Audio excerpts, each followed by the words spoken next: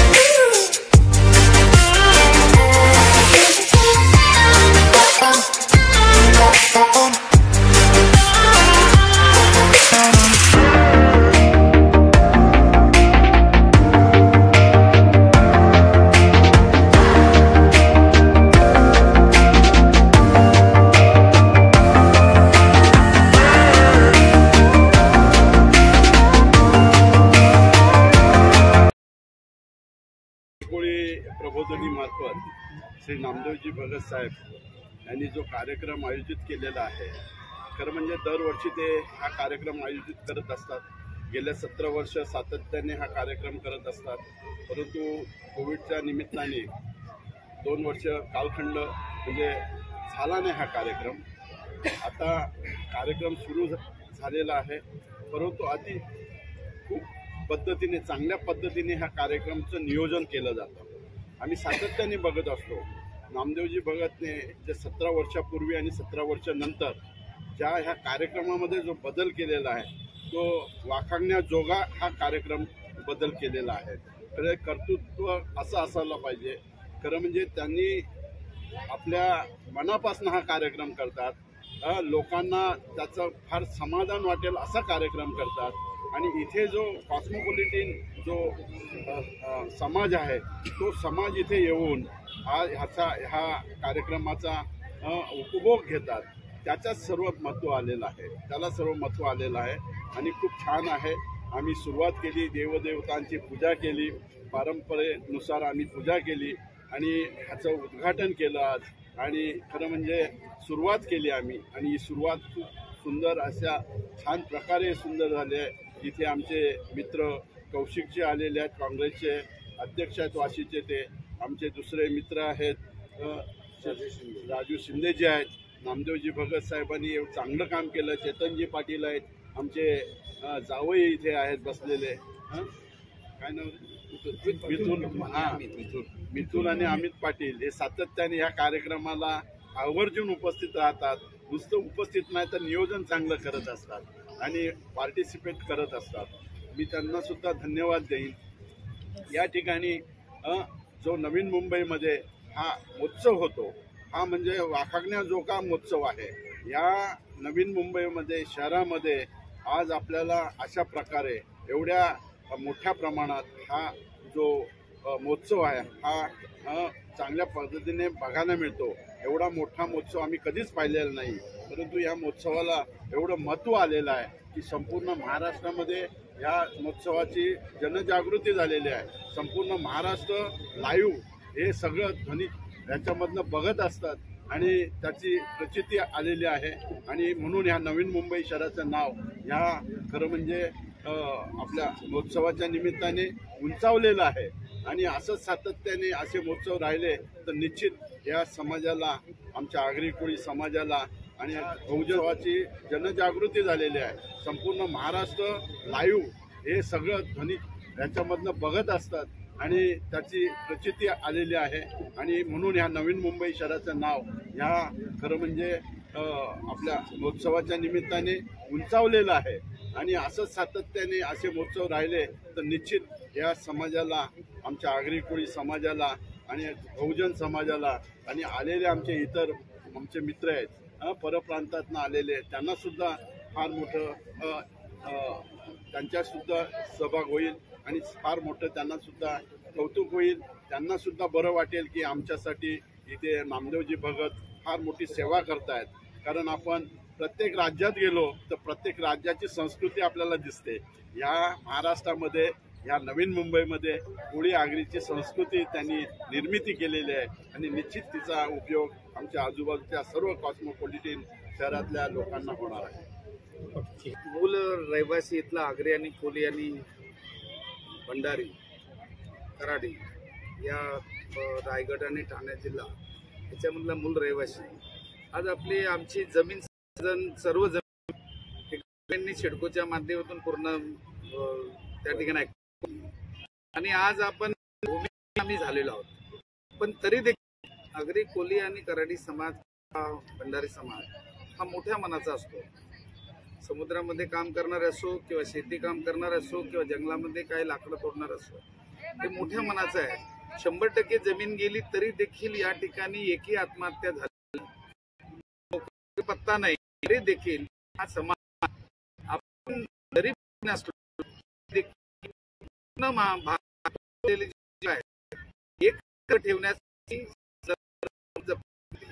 हा अखिल आगरी समाज प्रबोधन ट्रस्ट हा जो आगरी कोली महोत्सव घेतोय, नाव जरी असलं आगरी कोली महोत्सव तरी देखील सर्व जाती धर्माची लोक या ठिकाणी, लहान मुलगा असो, मोठा माणूस असो किंवा वयोवृद्ध असो किंवा मोठी लहान मुलगी असो किंवा शेवट आपण म्हातारी आमची आई असेल, त्या पद्धतीनं सर्वजण या कार्यक्रमाचा आनंद घेत असतात.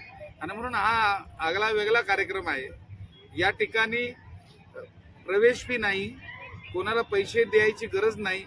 नवीन वर्षामध्ये 12 दिवस सतत स्टेजचे प्रोग्राम.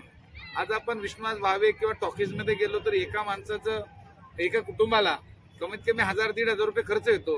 पण सतत 12 दिवस या ठिकाणी अतिशय बसण्याची व्यवस्था, त्या ठिकाणी कार्यक्रम देखील या ठिकाणी कमर्शियल कार्यक्रम असतात आणि म्हणून आनंद घेत असतात लोक. आणि यामध्ये आपण मगाशी म्हटल्याप्रमाणे की कोली बांधव, आगरी बांधव थोडंसं तिखट खायचे म्हणून जरा अग्रेसिव्ह असायचे, परंतु आता हुशार झालेले आहेत.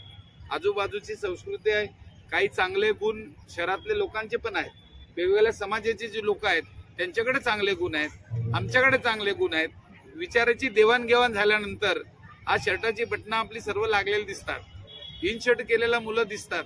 त्या ठिकाणी पहिले स्लीपर घालायचो, आता बुटं घालेले दिसतात. आज 7वीतनं शाळा सोडायचे, परंतु आता ग्रॅज्युएशन पूर्ण करतात, वकील झालेले आहेत, डॉक्टर झालेले आहेत, इंजिनियर झालेले आहेत, आर्किटेक्ट झालेले आहेत. आणि म्हणून शिक्षणाची किंमत काय असते. आज मी जरी मला फार शिक्षण घ्यायचं होतं पण घेऊ शकलो नाही. मगाशी रमेश दादांनी सांगितलं, मी हायस्कूल कॉलेज डिग्री कॉलेज उघडलं. आपण प्रत्येकाने जर ठरवलं, बाबासाहेब आंबेडकर असतील, महात्मा गांधी असतील, महात्मा फुले असतील, पंडित जवाहरलाल नेहरू असतील, इंदिराजी असेल किंवा अनेक थोर आपले संत असतील, या लोकांनी जे काहीतरी देऊन गेले म्हणून त्यांना आपण संत किंवा महापुरुष म्हणतो. तर या लोकांनी केलेले जे चांगलं काम आहे त्याच्यातलं आपण काहीतरी एक घ्यावं. म्हणून बाबासाहेबांनी सांगितलं, शिका, संघटित संघर्ष करा. मी शिकलो नाही, मी शाळा उघडली, कॉलेज उघडलं, डिग्री कॉलेज उघडलं, रिक्षा उघडली. संघटित करण्यासाठी आम्ही आपल्या अखिल आगरी कोली समाजाच्या माध्यमातून आम्ही संघटित झालो. म्हणून तर आगरी कोली भवन त्या ठिकाणी निर्माण झाला, म्हणून तर त्या ठिकाणी भूमिपुत्र भवन निर्माण झाला. आज या ठिकाणी जे कार्यक्रम होतात या स्टेजच्या माध्यमातून आगरी कोलीच्या एक दबाव तंत्र निर्माण होतो आणि आपल्याला समाजाला न्याय द्यायचा प्रयत्न करतो. एवढंच आवाहन करेन की आपण अखंड भारत देशात राहतोय.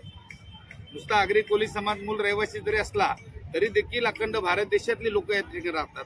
शांतता कायम राखण्यासाठी आपण सर्वांनी प्रयत्न केले पाहिजे.